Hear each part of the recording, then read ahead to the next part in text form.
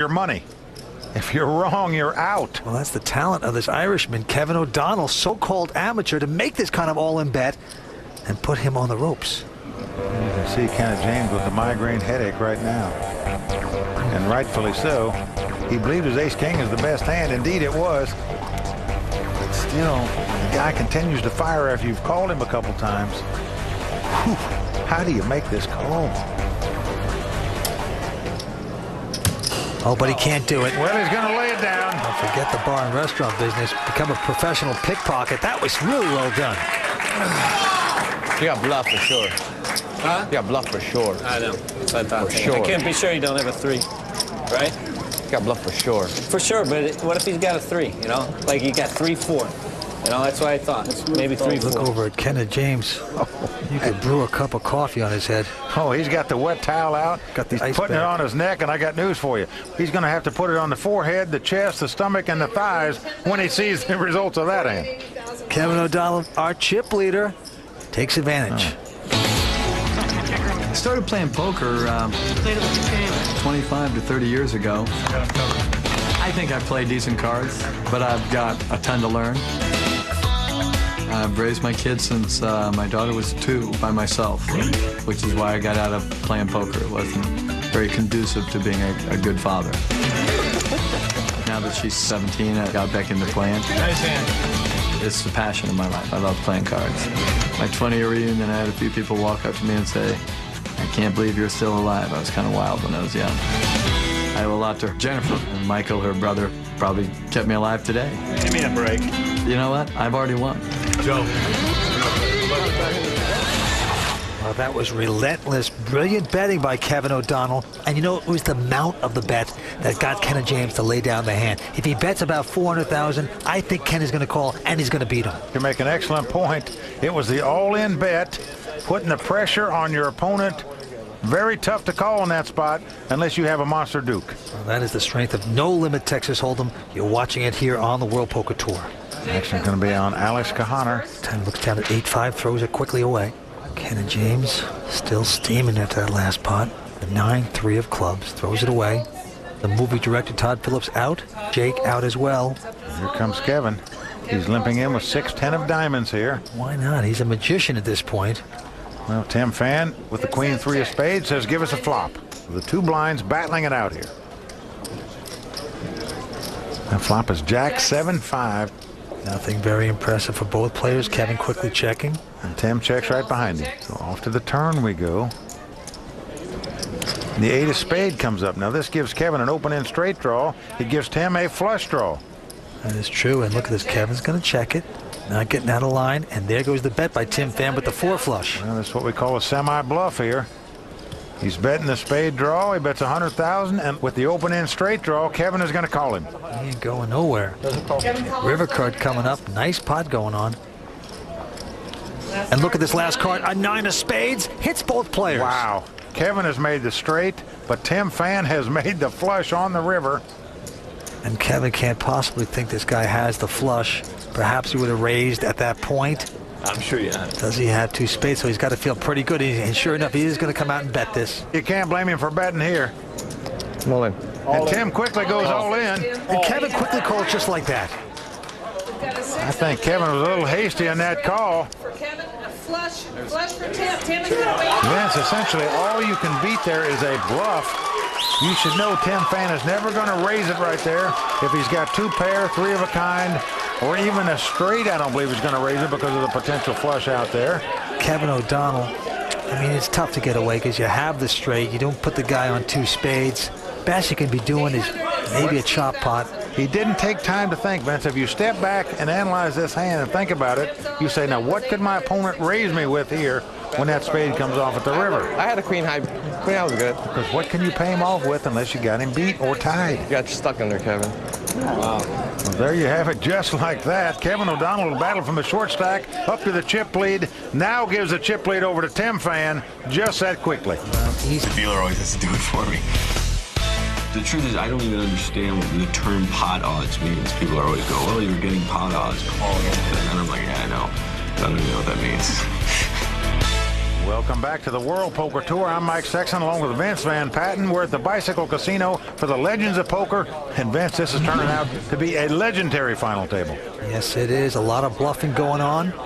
Nobody wants to go home, that's for sure. They're all fighting hard for this title. Back down on the table, it's going to be on the movie director, Todd Phillips. Stares down at a pair of jacks wired. What is it, 80? Tightest player at the table. Let's make it 280. And he's going to make it 280,000 to go. Jake Minter with 8-5 right behind him. Not going to play. Kevin O'Donnell now. The Irishman has picked up a hand as well. He has a pair of 10s. Could be trouble brewing here for somebody. Because of the Budweiser WPT cam, we know that Todd has 2 jacks, but there's no way Kevin can know it. What a nice spot this would be for Todd Phillips if he should get this call or raise. He gives Todd a lot of respect here. Knows he raised it under the gun. But still, a pair of 10s. Kevin O'Donnell lays that hand down, Vince, and I've got to believe that because he lost that last pot and it was a monster, he just didn't want to go for 2 in a row, so he laid down the 2 10s. I don't know, but everyone else going out, and now it's around to Kenna James. Kenna's got ace-jack. I'm guessing 2 queens is what I'm guessing, maybe 2 jacks. Wow, he says he thinks he's got queens or jacks. He nailed it. He lays the ace-jack down just like it's nothing. Todd doesn't show him, mucks his hand. After someone says exactly what you have, that's the time to get those cards in real quick. Wow. Todd saying to himself, geez, how does this guy know what I got? He called my hand exactly. Well, that is what happens if you play too tight at the table. You don't get the action when you want to. Kevin, see, that's how you lay down. The movie director would like to re-edit that hand and try to do it again and get a little more action out of that one. Back down on the table, action on the, well, it used to be cowboy Kenna James. He's got the jacket back on and the hat off here. So Got many costumes. Goes out, Todd out. There's Jake, he lays his hand down. Kevin O'Donnell. King 5 with the button in front. Everyone folding before him.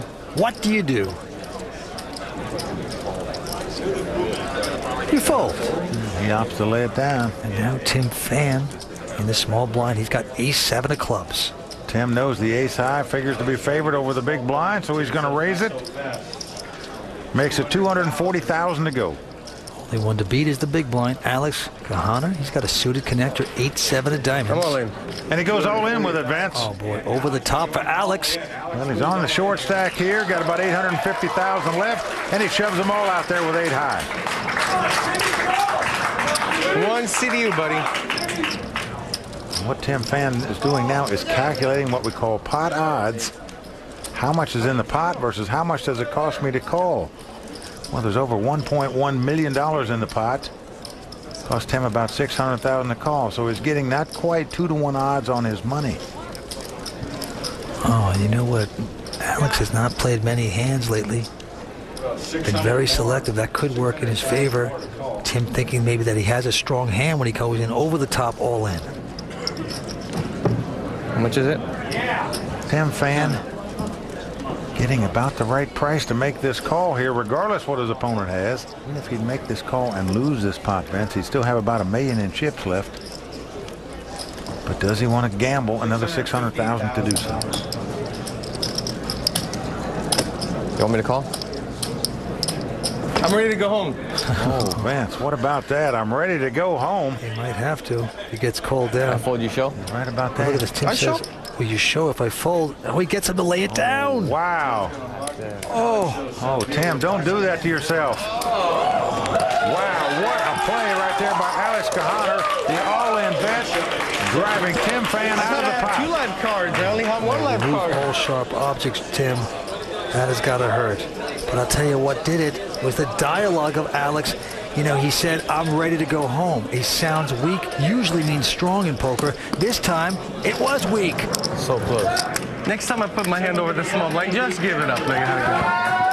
Well, Vince, Tim's going to question that play if he doesn't go on and win this tournament.